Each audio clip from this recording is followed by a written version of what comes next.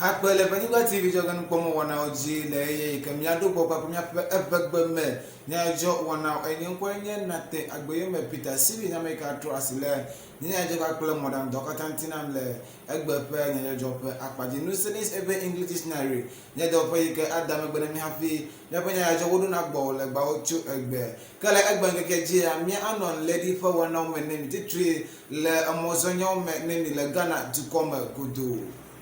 Hababo Kenya Coalition of Private Transport Operators Ikaunye CPTO Nyen Hababo Kenya Bukula Hababo Ghana to come Budua. When America on agency in Namibe, Lepagino Evia Banka Evia Belepa of a Blibla for Evema. In the Sari can hear you pan Gomaku one of Akplag, a Clontin and a Hekpada, you pan lady the Sari you can come to Akwadare, Ghana to come if you Puma, and Mika you Acho Aquadade to come if you Pumpa, come you add that Bujoji, Ghana to come low, allow you more add that Bujoji. Le Ghana to come. Kala upenya gba yi kana ucho blo nya do la ule again ucho me like me Ewenyigba TV Nyadzɔdzɔwo pie pogo me le do yema wona mi se go me be yo pe stake with the swallow akameti o pe ta ko wona yi kana yi le peji no gbanto pe ke bra efefo andra gbe le pa ko be kuli bla efefo eveya ye yo chon ke yi kana peji no evie be ke evie ko de atum hana yo pe nya nu mamleto alu yo pe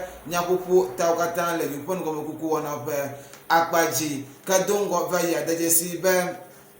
wonya mera yika wocho fefese kakpele jisinya gado kokko dare jidido pankume la yika onami se ko be amoma mi pasi onya mi ke ayiji le Ghana to come vevele anya be ala yika opo bunti no kwasi ke increment in prices of spec pass no podo pe akpaji kala akpa atolia yenye be ala yika o gakoto ye wona be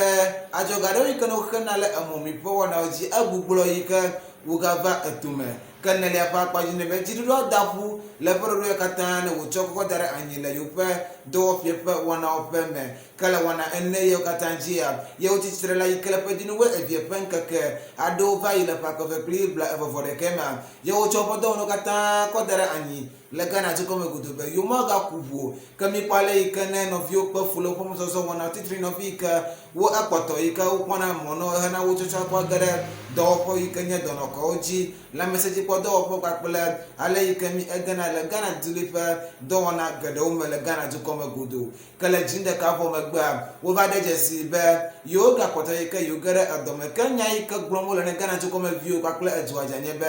ala ikana jidudu wara kakpele yo le yo po don dare anyiva ya o da pu le yo po do makatan ika fe be government failed his agreement with us nya gba ikana wo gblo le fu gba pe akpaji ka onya mere iko ga kota ga be bien ko cho jiru si be levis ado alu agadu ada ikana le mama nya oji a ne wa deloji ikana ba mama pasi una didi akpoto le Ghana to come gudo kala do ye pa akpaji a America nya ndala ne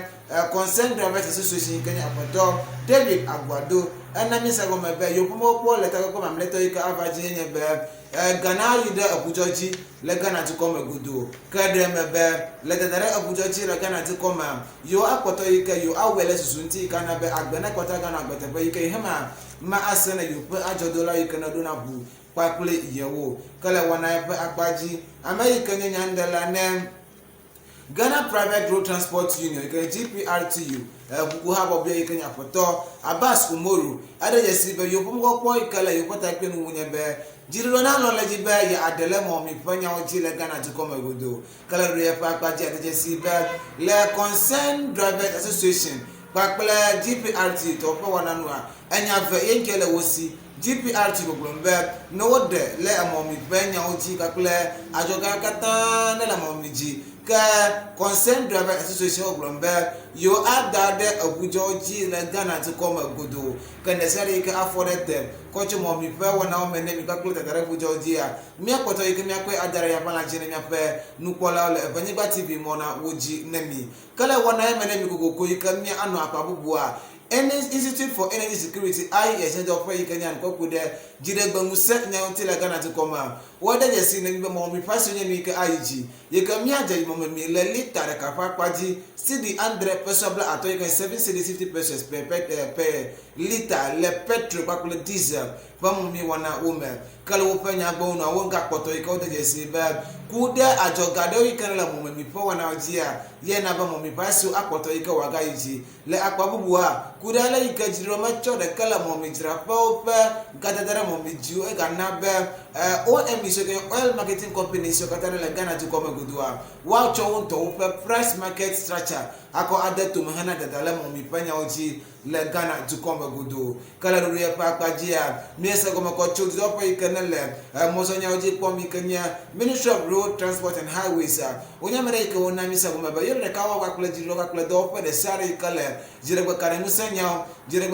ka kula mo mi penya oji pomba you akwa dan de ko chogbo hana you put the one o wole Ghana to come gudu tale lady pa wana pa jia de be ke mi amra sanda le mo so pa wana le mo mi ka kula bujo nya oji nemi yenye eke nyenkwanya nate agbeyo me Peter Sibi na me ke trust ni mo dan to katanti avimite wala ka klim le ye ma akwenemi le mi apato do ta ka mi asise ko me ben no silis ebe English dictionary nya do pa ka trust le abegba menya gbo ko ide English gbo me ka kula English gbo penya gbo wa chocho ava abegba me pa dodo wona o akwenemi le ya pa de ka wo lata